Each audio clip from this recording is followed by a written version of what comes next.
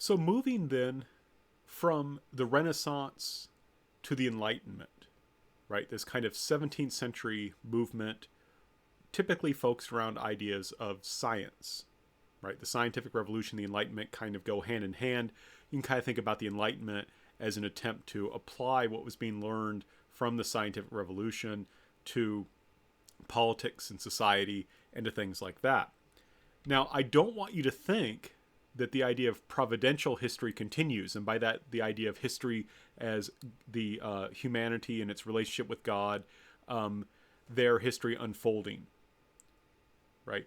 That continues. This idea that Jesus is the center, it's the goal to which all of humanity is ideally moving with God, God's plan developing through the world, that does continue. For Protestants, though, and Catholics, it's a bit different. For example, Protestants focus on history as the recovery of the true gospel, right? The gospel is there. There are true Christians, but then for various reasons, it's kind of lost sight of, and it has to be recovered by Martin Luther and the Reformers. And oftentimes this is connected to stories of martyrdom, with the idea of being Catholics, being those who persecute Protestants for their belief in the true gospel. For Catholics, this idea of providential history also continues. Catholics, because the first explorers are Catholic, most of the first colonies in the New World are made by Catholic countries. There's this attempt, the Catholics are the first ones that really have to deal with the idea of a kind of a history that really involves new groups of people, right? Catholics have to figure out, how do we incorporate into history people from the New World? And also Catholics, as they go exploring, will suffer martyrdom. And so they develop this kind of story both about Protestants martyring Catholics, but also Catholics being martyred by non-Christians, to tell a story of providential history in which you have rebellions, right, Protestantism, against the Catholic Church, but the Catholic Church coming out triumphant in the end. So you still have people writing providential history. I don't want you to think that that ever stops. It doesn't. But that's going to become increasingly marginalized, and we're not going to talk a lot about it in this class, though I may come back and talk more about it later. Instead, we're going to focus on the rise of science and direct observation and how they challenge traditional authority. You have the scientific revolution, which is through ideas of direct observation, through experimentation, is able to come to deeper understandings of how the world works. And increasingly, like I said, that bleeds over into this thing we call the Enlightenment, in which people start challenging traditional authority. Well, who cares what the church says? Why should we believe it? Why should we believe necessarily what the Bible says? Did we see these things personally? So there's this idea, don't trust authority simply because it's authority. Observe things yourself, question things yourself, use reason yourself. And of course, naturally, that's going to lead to challenges for how people think about history. And to give you an example, I want us to look briefly at this philosopher, Baruch Spinoza, who I believe was Dutch. And he has some very interesting beliefs about God, but basically makes God more into a concept rather than what Christians would understand as three persons, a trinity, or basically makes a kind of impersonal God or even a non-existent God. It's very complicated. But for our purposes, he argues that the Bible is a book like any other that was shaped not by God, but by the people who wrote it. So the Bible can be approached and critiqued like any other document. And this changes how people increasingly understand history.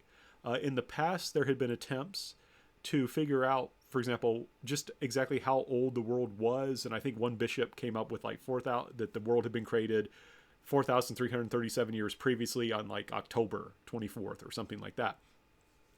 And there was this attempt to try and connect all these different peoples to the Bible, for example, to try and argue that Native Americans were actually one of the lost tribes of Israel and things like that. And because of Baruch Spinoza's approach, increasingly historians don't feel like they need to do that. They may still be Christians, they may still, or Jews, or have some kind of religious belief, but they can kind of bracket that. And they can think less about religion and theology and more about human action. right? So you have this shift. And again, I don't want you to think that providential history stops. It continues. But with the scientific revolution, the Enlightenment, there's this increasingly questioning of tradition, of revealed religion. And even if you don't accept all that, even if you still believe in traditional religion, there's still this idea of this growing space to focus more on human action rather than God's plan and action in the world. Moving in a sense from salvation history, where the focus is on Jesus and his saving work and people's movement towards basically the apocalypse, moving away from that to just focusing on human action. And part of this is what's going to enable what we would call the Whig interpretation of history, right? The Whig interpretation of history. So, first of all, you may say, what is a Whig? And I don't mean what you put on your head. But the Whigs were a political party focusing on the power of Parliament as opposed to the king. We would maybe now consider them part of a liberal movement, right? So this is a political party, especially active in 18th century England, Great Britain, focusing on the power of the Parliament, arguing that it should have the power, it should have more power, the kings should have less, right? That's kind of the idea. And this comic is poking fun at a Whig whose name I believe was George Fox, so he's depicted as a fox, and you have everyone chasing after him, trying to get to the king. And the joke here is, of course, I guess they just go round and round in circles, but also George Fox was known for criticizing the king, wanted to weaken the king's power, and yet he somehow ended up to be prime minister, and that's part of the joke here. But in any case, the Whigs are people we would consider liberals. They want more power for the elected parliament, less power for the king.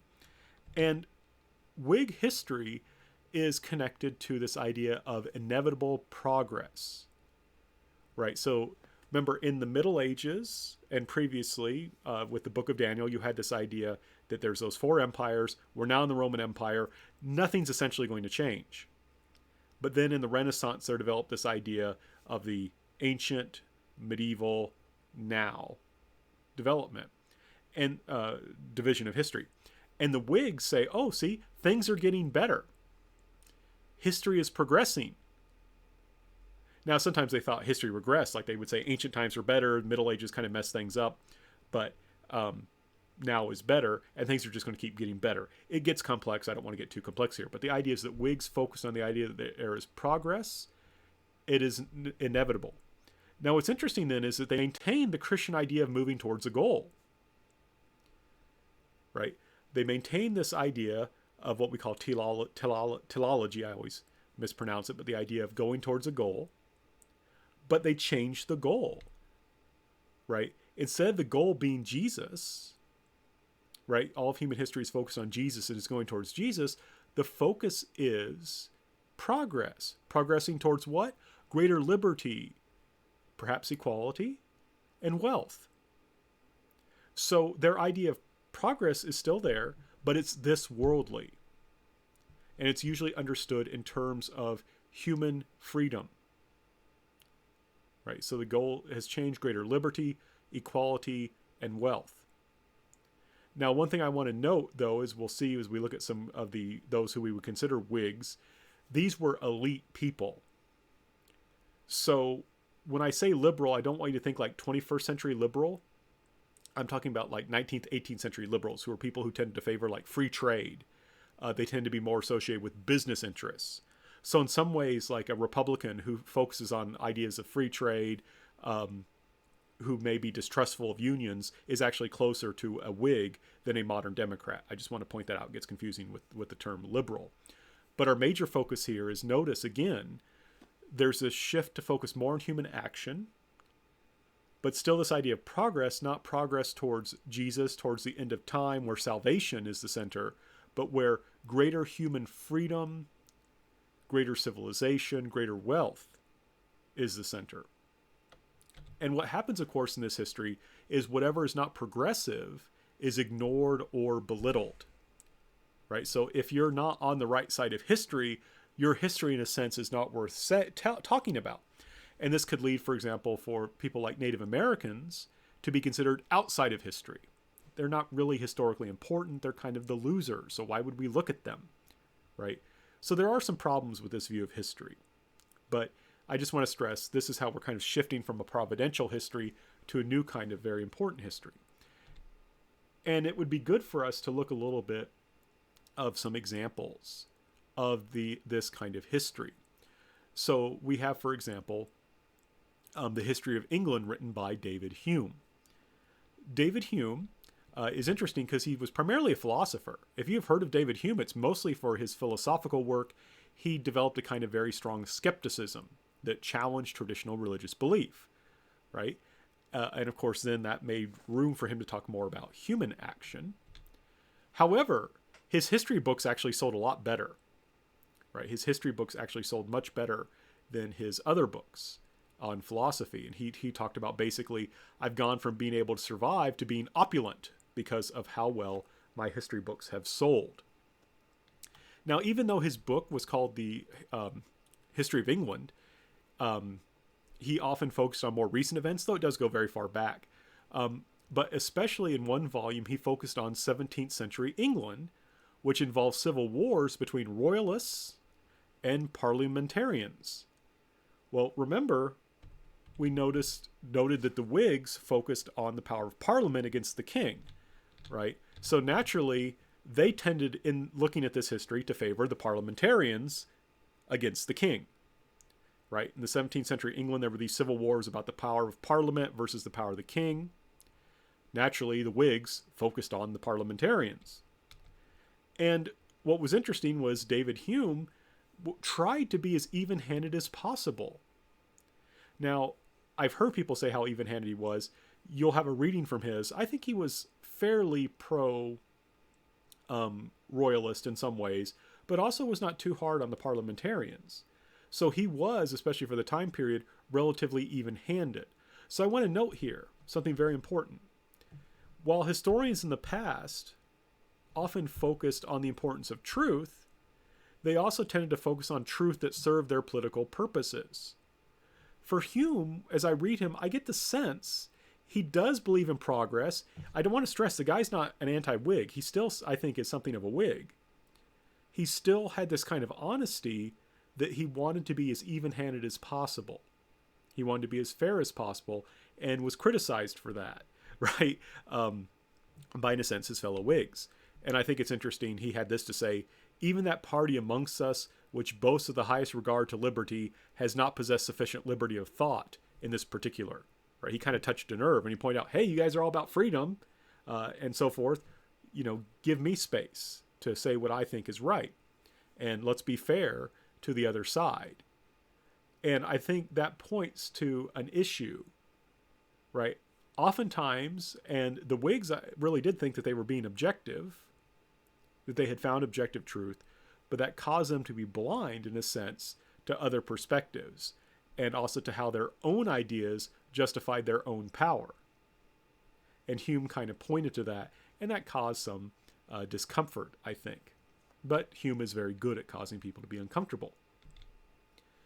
There is someone who is more, I think, clearly within the Whiggish side, Whiggish perspective, a woman named Catherine Michalik. Catherine also wrote a book called The History of England. And there's a competition between them, in a sense, over how we should understand English history. And for your readings, there's actually Catherine Michalik and David Hume look at the same historical event, the execution of Charles I during those English Civil Wars.